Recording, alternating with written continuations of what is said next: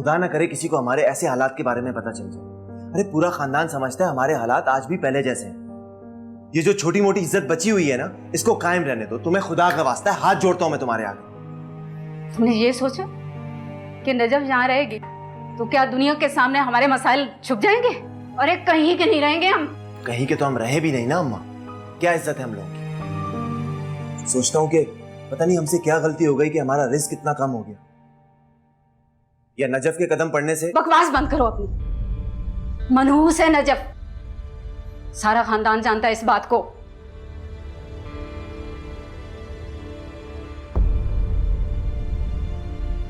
इनके लिए अब रोटियां बनाओ, इनको खाने खिलाओ।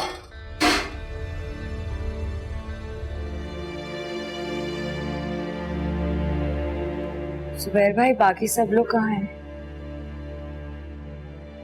हमसे इतने नाराज हैं कि हमारे साथ बैठेंगे भी नहीं। नहीं नजफ, ऐसी कोई बात नहीं है। दरअसल अम्मा अब्बा की बीमारी की वजह से चिड़चिड़ी हो गई हैं, और रीमा वो तो किसी से मिलती भी नहीं। असल में घर के हालात कुछ इस तरह से हो गए हैं कि सब चिड़चिड़े ही होते जा रहे हैं। मुझे तो राशिद भाई की बीमारी और आप लोगों के घर के हालात का सुन के बड़ी हैरत हो रही है। बस पापा, आप हमारे और हम आपके हालात देखकर हैरान हैं, उसके अलावा और कर भी क्या सकते हैं। पिछले साल दुकान पर डकैती पड़ गई और अभी उसका नुकसान पूरा भी नहीं हुआ था कि भत्ताखोरों ने भत्ता मांगना शुरू कर दिया।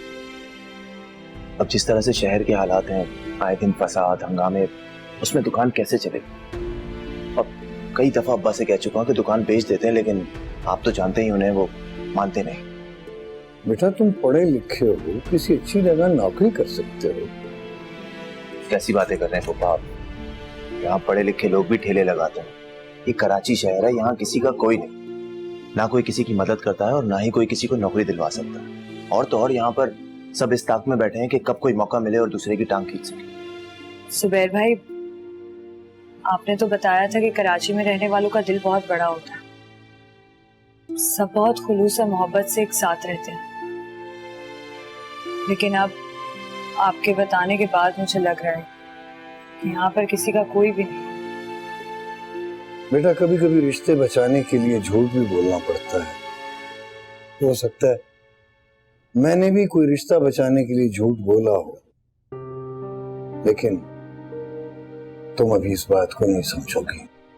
ये बात समझेगी भी नहीं पापा, इसे सच बोलने की आदत जो पड़ गई। मुझे अंदाजा हो रहा है कि मुझे कितना गलत सबक पढ़ाया गया था, जिसकी सजा मुझे आज तक मिल रही है।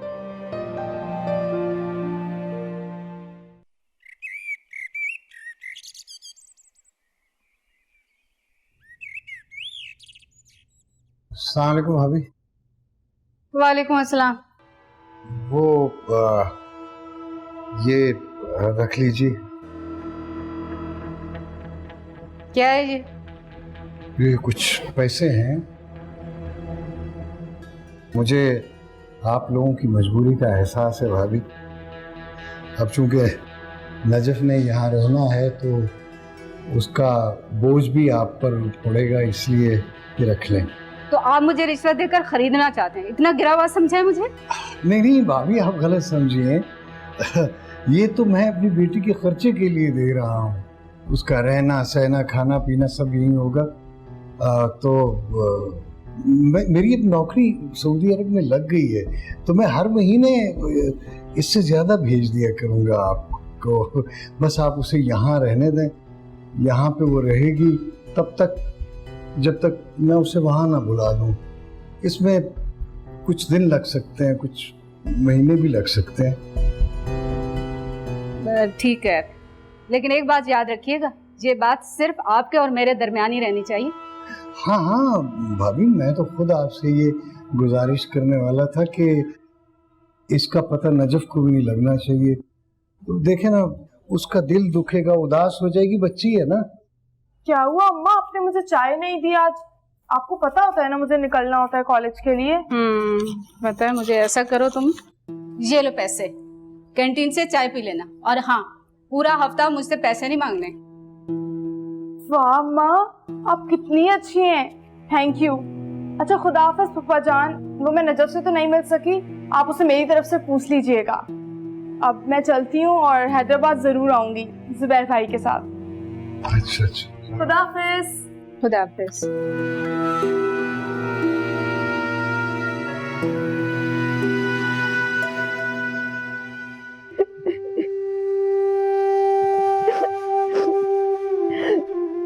मेरा दिल बहुत घबरा रहा है। आपने कभी भी मुझे इस तरह अकेला नहीं छोड़ा है। मैं कोई हमेशा के लिए थोड़ी जा रहा हूँ बेटा, बस चंद माह बाद ही तुम्हें बुला लूंगा। और तुम्हें तो घबराने की जरूरत नहीं है, ये लोग तुम्हारा बहुत ख्याल रखेंगे। हाँ? अब्बा, पुप्पो, रीमा सब मुझसे नाराज हैं। आपने देखा ना कि कोई मुझसे बात भी नहीं करता है। आपके जाने के बाद पता नहीं क्या होगा। मेरा दिल बहुत घबरा रहा है अब्बा। मैं इस शहर में ना किसी को जानती हूँ, ना कोई मेरा दोस्त है। मेरी बेटी तो बहुत बहादुर है, ये डरने कब से लगी है।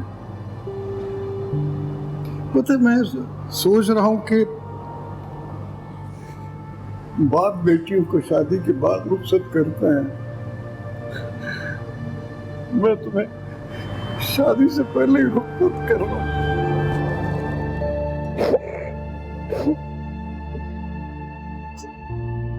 अच्छा चले, अब आप रोए मत।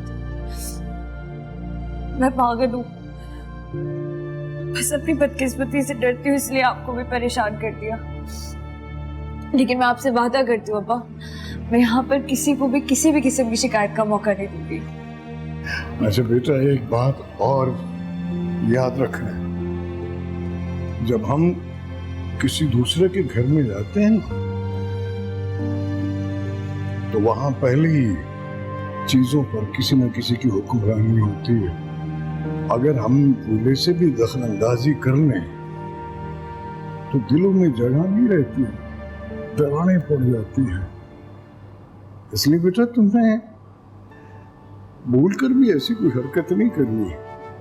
तुमने लोगों का दिल जीतना है, उनको प्यार देना है, अपनी जगह बनानी है, इनको अपनाना है तुमने। आप फिक्र नहीं करें अब्बा, लेकिन आपने मुझे वहां जाते ही फोन करना है और मुझसे राब्ते में रहना है। आपने अगर आप मुझसे बात भी करेंगे ना, तो मैं अपने आप को बहुत अकेला महसूस करूंगी यहाँ पर। ठीक। ये ले चाय भाई साहब, चाय पी ले।